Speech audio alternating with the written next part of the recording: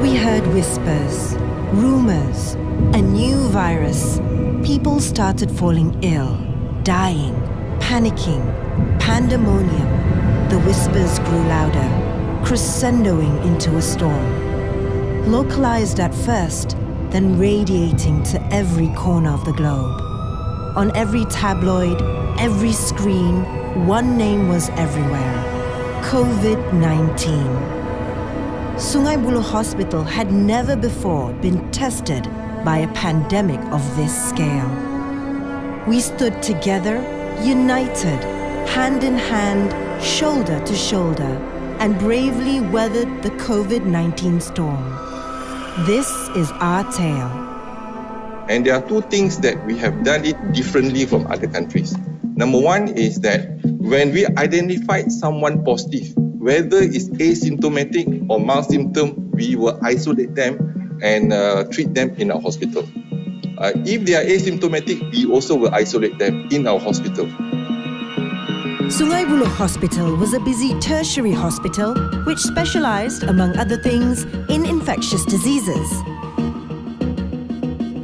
It was on 25th January 2020, Sungai Buloh Hospital received its first case.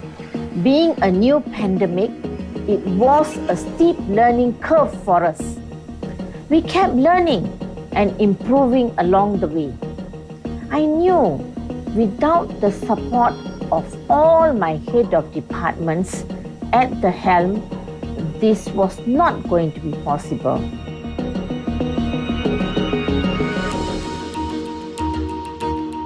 Our Hospital Crisis Preparedness and Response Center took physical form on 9th March 2020, where all vital information and statistics was collated for research and relayed to relevant authorities.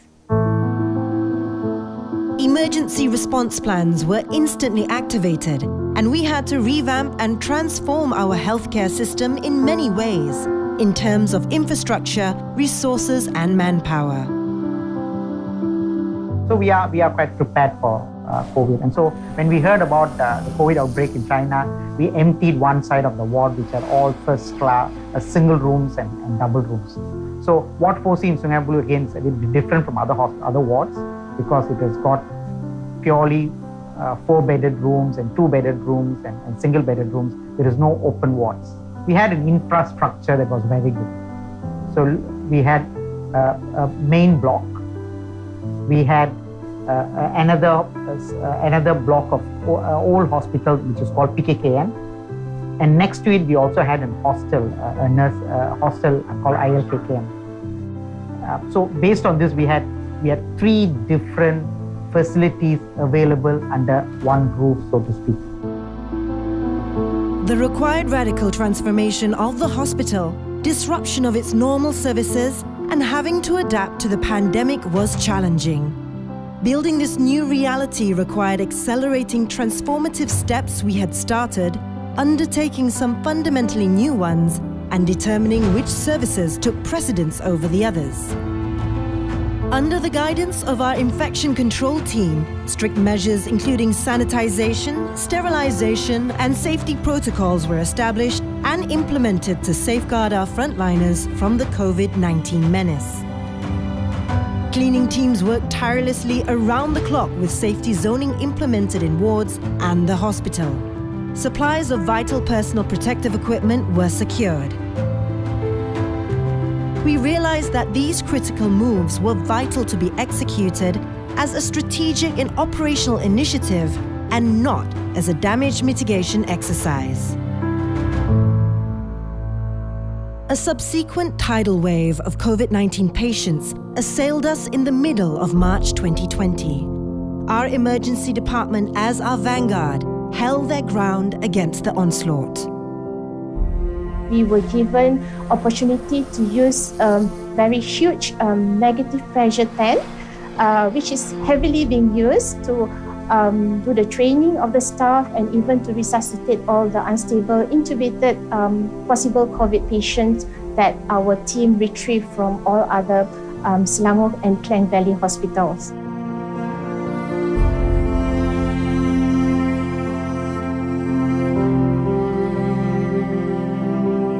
The Emergency Department Command and Control Center held the fort in coordinating and ensuring staff and patient safety. Mainly, actually, we provide transportation of unstable and also intubated COVID patients from all other hospitals in Klang Valley using our iSupport team. And finally, actually, the most important area is our clinical services in the department, in which being a frontliner and the important person that hold the gate of infectious disease hospital in Sungai Buloh, I have to agree and I cannot deny that my staff is overwhelmed with the mixed feelings of fear, anxiety, and also the uncertainty whether we are able to do it or not. The frontliners bearing the brunt of the COVID-19 assault had to be ready as this pandemic was relentless in its advance. We were facing an unseen and unknown enemy. Sungai Buloh Hospital pulled out all the stops in providing extensive training and awareness programs for hospital staff.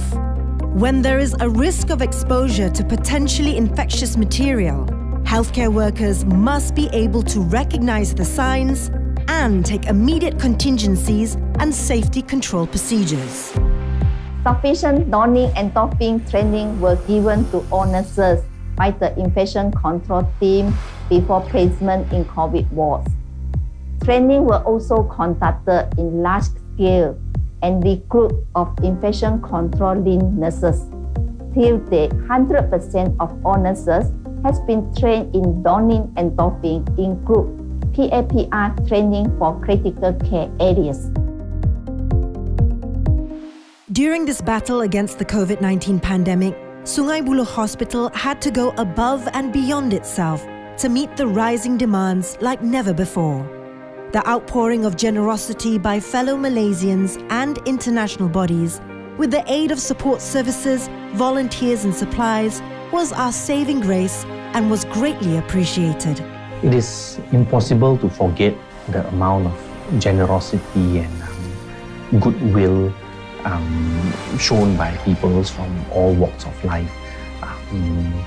There were ex-patients, family members, NGOs, well-wishers, corporate donors, international bodies, governments, they all chipped in to donate many things that were deemed as helpful or essential in the wards.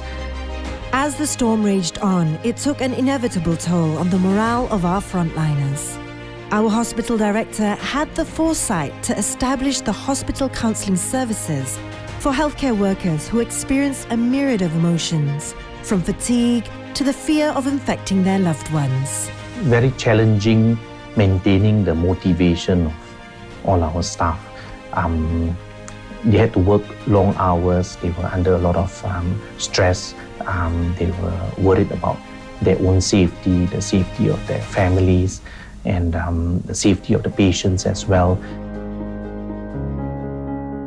The next step was to scale down electives and emergency cases to minimize the use of operating theatres and ICU beds.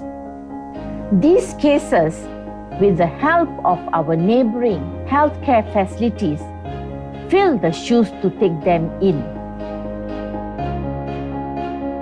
With the increasing in the ICU beds from 42 to 106 being opened to facilitate critical care, a lack of experienced ICU nurses was worried. A total of 545 nurses were needed. Nurses and doctors from all over Malaysia were deployed and reassigned to serve in Sungai Buloh Hospital, leaving their families and comfortable surroundings to fill the widening gap for manpower.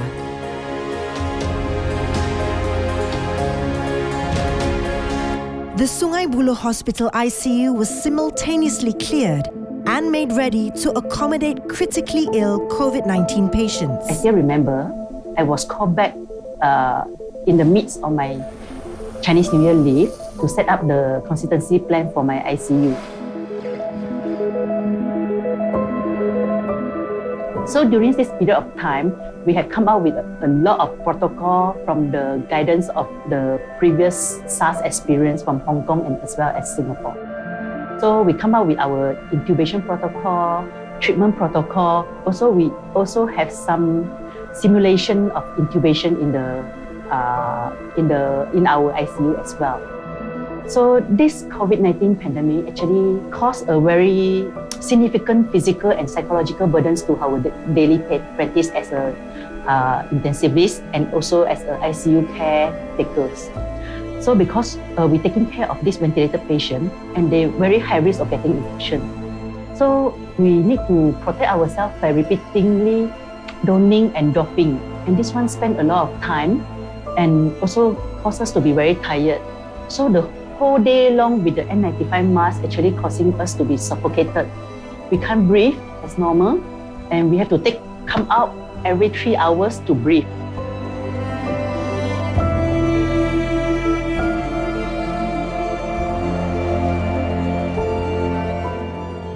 I would like to talk about one memory that I have regarding one of my patients. Actually, the first patient that I referred to ICU, and he was asking me very difficult questions. He was asking me, "Doctor, are you sure I'm going to be okay?" That night, I got a call from my team saying that he is actually not improving. So when I saw him the next morning, I had this painful task of letting him know that he was getting worse. Being a real sport, I still remember what he said. He said, "Doctor, I know whatever you're going to do in my best interest, so I trust you and I will take this medicine. Just please, can I meet my family?" Then I had this deep sadness inside me when I said to him, "I'm very sorry, I won't be able to have you meet your family, but we decided at that point that we will do a voice call, because I also know if this first patient of mine was going into ICU, if he does not get better and he passes away from the disease, his wife may not be able to see him because the body will not be given to the family to perform their last rites." Sometimes we tend to forget the patient, we concentrate so much of the disease and we concentrate so much about getting them better, but we forget about the patient and his emotions around it. And I was glad when my medical officer, Dr. Kenny, suggested that we do a voice call.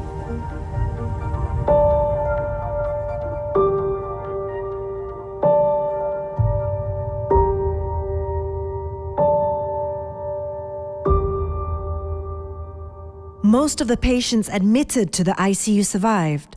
However, not everyone made it.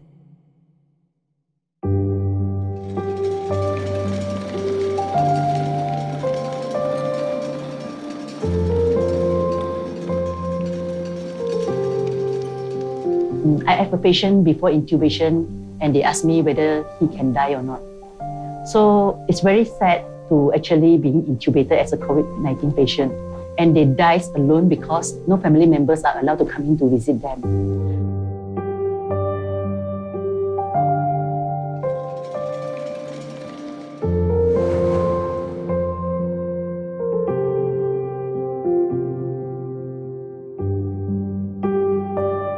The disease took its toll, and the vulnerable succumbed despite our ministrations. Our mortuary services took great care in honoring the dead. Every loss was grievously felt, and lessons taken to heart from every passing on. As a conclusion from this pandemic, I realized that we should appreciate the people surrounding us. So we should appreciate our team, our family members, and I hope that everyone can make through this pandemic alive, and the fight is not over. In terms of public health intervention, contact tracing and active case detection, and it shows that we succeeded in terms of to contain the infection. Sungai Buloh Hospital could not have sailed through this pandemic without the steadfast support of its unsung heroes. Looking back after these past months since January 2020, I realized that whatever life throws at you, handle everything with a humble faith and patience, because knowledge, teamwork, and determination will not fail you. Initially, even though we don't know the full detail of our enemy that we are facing during this pandemic area, but Alhamdulillah, with the continuous dua and His will, we managed to go through it safely as a team. We were the first movers, we moved fast, we got prepared, and so the virus can't get better of us. We will together emerge through, transcending this tide of adversity with victory. It is said that the true test of leadership is how well you function in a crisis. The experiences through trials and tribulation encountered in this journey could not have come through without the collective wisdom, resilience, and support from all Malaysians in every step of the way. Currently, Sungai Buloh Hospital is operating in hybrid mode, still continuing to manage COVID-19 patients. To date, Sungai Buloh Hospital has treated and discharged more than 3,000 COVID-19 patients with the least mortalities. The fight goes on.